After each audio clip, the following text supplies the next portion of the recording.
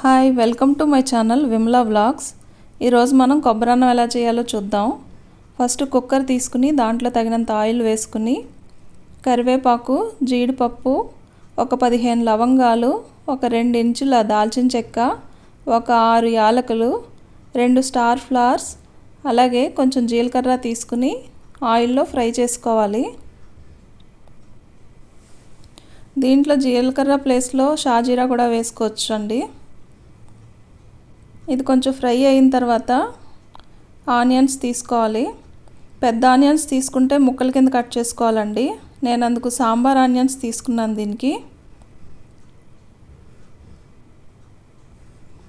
చాలామంది బిర్యానీలో కానీ కొబ్బరన్నంలో కానీ ఇలా ఆనియన్స్తో తినడం ఇష్టపడతారండి. ఇవి కొంచెం లైట్ గోల్డ్ కలర్ వచ్చే వరకు ఫ్రై చేసుకోవాలి.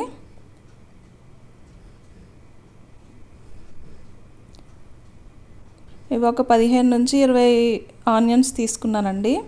ఇవి కొంచెం ఫ్రై అయిన తర్వాత పొటాటో పీసెస్ వేసుకోవాలి. ఇవి కూడా కొంచెం ఫ్రై అవనివ్వాలండి. ఒక 12 పచ్చిమిరపకాయలు నేను చెక్కల కింద కట్ చేసి పెట్టుకున్నాను. ఇవి కొంచెం ఫ్రై అయిన తర్వాత పచ్చిమిరపకాయ, అలాగే 2 క్యారెట్లు కూడా చిన్న ముక్కల కింద కట్ చేసుకున్నానండి. అవి కూడా వేసుకుని మనం బాగా వేపుకోవాలి.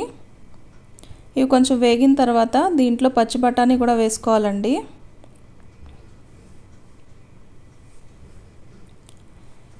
ఇవి కొంచెం వేగిన తర్వాత ఒక 2 టీ స్పూన్లు అండి అల్లం వెల్లుల్లిపాయ పేస్ట్ వేసుకుని కలుపుకోవాలి. ఈ కలుపుకున్న తర్వాత మనం దీనికి తగినంత సాల్ట్ కూడా వేసేసుకోవాలండి. అప్పుడే కొంచెం ఈ ముక్కలకి అన్నిటికీ పడుతుంది. నేను ఈ రైస్ వచ్చి ఒక 3 కప్పులు రైస్ అండి 2 టైమ్స్ కడుక్కుని వాటర్ లేకుండా తీసుకున్నాను. దీనికి వచ్చి ఒక 3 కొబ్బరి చెక్కలు మిక్సీలో వేసి వాటర్ వేసుకుని ఇలా కొబ్బరి పాలు తీసుకోవాలండి. ఒక 3 గ్లాసులు బియ్యంకి ఒక 6 గ్లాసులు కొబ్బరి పాలు వేసుకోవాలి. కొబ్బరి పాలు వేసుకుని బాగా కలుపుకుని కొంచెం కొత్తిమీర వేసుకుని విజిల్ పెట్టకుండా కుక్కర్ మూత పెట్టుకుని ఒక సిమ్లో పెట్టుకుని ఒక 80% 90% వచ్చే వరకు ఉడకనివ్వాలండి.